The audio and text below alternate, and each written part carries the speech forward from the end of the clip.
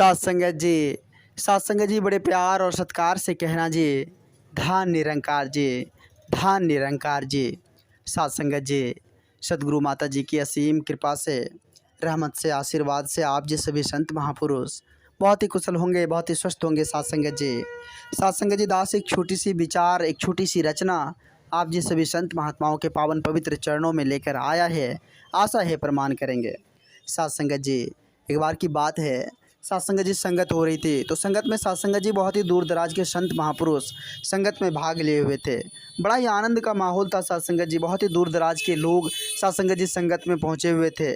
सत्संग की वाणी को, संत महात्माओं की वाणी को साथ संगत जी सभी बड़े ही प्यार से, बड़े ही साथ संगत जी एकाग्रता से श्रवण कर रहे थे। साथ संगत जी कुछ देर के बाद जब संगत समाप्त हुई तो सभी अपने अपने घर को चले गए, लेकिन एक सज्जन व्यक्ति जो था साथ संगत जी, वह व्यक्ति साथ संगत जी बैठा ही रह गया। तो देखिए महात्मा जी कि यह व्यक्ति बैठा हुआ क्यों है, उनसे पूछे कि आपको कोई प्रॉब्लम है। तो साथ संगत जी वह व्यक्ति जो था महात्मा जी के पास जाकर बोले कि हुजूर क्या बताएं, हम जो है खुश रहने का राज क्या होता है उसके बारे में जानकारी चाहते हैं कि आखिर हम खुश कैसे रह पाएंगे, आखिर यह जीवन जो है यह आनंद से कैसे रह पाएगा, हम आनंदित कैसे रह पाएंगे, इसका राज हमें जानना है।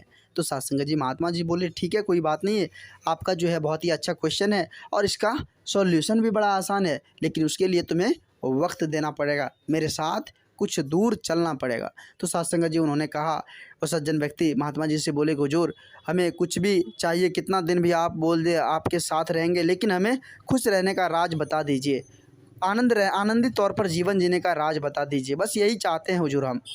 तो साथ संगत जी महात्मा जी बोले ठीक है, कोई बात नहीं, आप चलो मेरे साथ। उसके साथ साथ संगत जी महात्मा जी साथ में जो एक बड़ा सा थैला था वो उसके हाथ में दे दिया और बोले आप जो है मेरे साथ चलिए, आपको जो जो कहा जाए बस इतना ही करनी है। तो साथ संगत जी बोले ठीक है, कोई बात नहीं। साथ संगत जी चलना प्रारंभ किए। कुछ देर जब आगे गए, कुछ दूर साथ संगत जी आगे जाने के बाद देखे कि एक साथ संगत जी छोटा सा थैली था, वो साथ संगत जी महात्मा जी आदेश दिए कि इस थैली को जो है इस अपना वाला थैली में इसको रखते चले जाओ। साथ संगत जी वो जो है बड़ा ही आनंदित महात्मा जी के प्रवचन को सुनते हुए, विचार को सुनते हुए जा रहे थे। साथ संगत जी कुछ दूर और आगे जब गए तो एक उससे भी बड़ा थैली साथ संगत जी नज़र आया। महात्मा जी बोले कि इसको भी उसमें रख लो। धीरे धीरे साथ संगत जी और दूर कुछ आगे गए। इसी तरह साथ संगत जी जैसे ही आगे बढ़ रहे थे, साथ संगत जी उसका थैला जो था वह वेट कुछ ज़्यादा होते जा रहा था।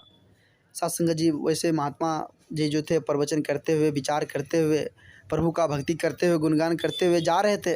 वो भी साथ संगत जी श्रवण करते हुए जा रहे थे। धीरे धीरे बहुत आगे जब गए, बहुत ही ज़्यादा वेट बढ़ गया उसका, जो साथ संगत जी थैला था उसका वेट बहुत ही ज़्यादा बढ़ गया।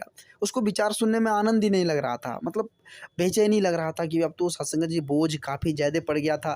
कभी वो साथ संगत जी कंधे पे लेता, कभी साथ संगत जी उस झोले को जो था वो थैले को सर पर लेता, कभी पीठ पर लेता, मतलब विचार सुनने में उसको आनंद नहीं आ रहा था, मतलब बेचैनी था, परेशानी था कि इस झोले को हम कब महात्मा जी आदेश करें कि इस झोले को हम नीचे में रख दें। साथ संगत जी महात्मा जी अपने विचार को अपने धुन में जाते हुए जा रहे थे आगे, उसको भी बोल रहे थे कि आप भी चलो। बहुत मतलब परेशान जब हो गए साथ संगत जी, तो लास्ट में महात्मा जी से बोले कि हुजूर अब जो है हमसे चला ही नहीं जा रहा है। बोले क्यों, क्या हुआ? बोले महात्मा जी इतना ज़्यादा बोझ बढ़ गया है, इतना ज़्यादा इसका वेट बढ़ गया है थैला रखते रखते इसमें, कि अब जो है एक डेग आगे चलना मेरा मुश्किल हो रहा है, हम जो है आगे नहीं चल पाएंगे और विचार भी सुनने में अच्छा नहीं लग रहा है हमें, मतलब इतनी ज़्यादा बोझ बढ़ गई है, इतनी ज़्यादा परेशानी हो रही है।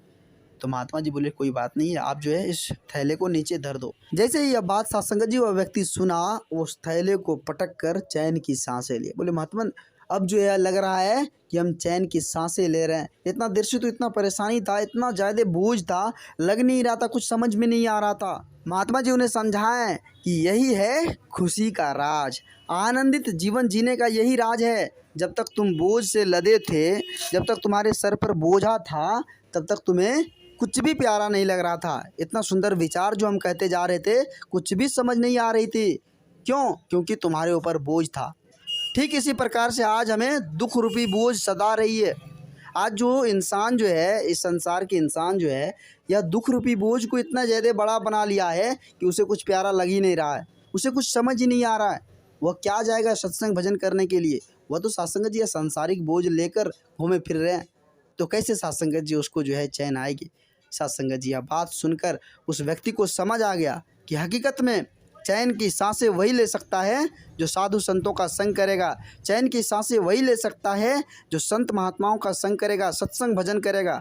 और सासंगत जी ऐसे ही ये सांसारिक बोझ लेकर जो घूम फिर रहे हैं, मानो सासंगत जी उसके जीवन में बेचैनी परेशानी ही है। सासंगत जी सुख नहीं है, कभी भी वो आनंदित तौर पर अपने जीवन को नहीं जी पाएगा। आओ सासंगत जी विचार करें, संतों का संग करें, संत महात्माओं के संग से ही सासंगत जी हमारी बेचैनी दूर होगी और इस मन में नम्रता शांति का वास होगा। सासंगत जी दास बच्चा है दास इस चैनल के माध्यम से आप जी सभी संत महात्माओं के पावन पवित्र चरणों में छोटी छोटी विचार लेकर आते रहता है। आप जी सभी संत महात्माओं का भरपूर प्यार आशीर्वाद दास को मिल रहा है। आगे भी इस तरह का लाड़ प्यार दास के साथ बनाए रखना अरदास है। अगर ये छोटी सी विचार आप जी सभी संत महात्माओं को प्यारा लगा हो, अच्छा लगा हो, तो सासंगत जी सभी संत महात्माओं के बीच शेयर करें। और सासंगत जी जो संत महापुरुष इस चैनल को सब्सक्राइब नहीं किए हैं वो ज़रूर कर लें। सासंगत जी एक बार सभी संत महापुरुष मिलकर समय के सतगुरु माता जी के पावन पवित्र चरणों में प्रेम और सत्कार से कहना जी, धन निरंकार जी, धन निरंकार जी।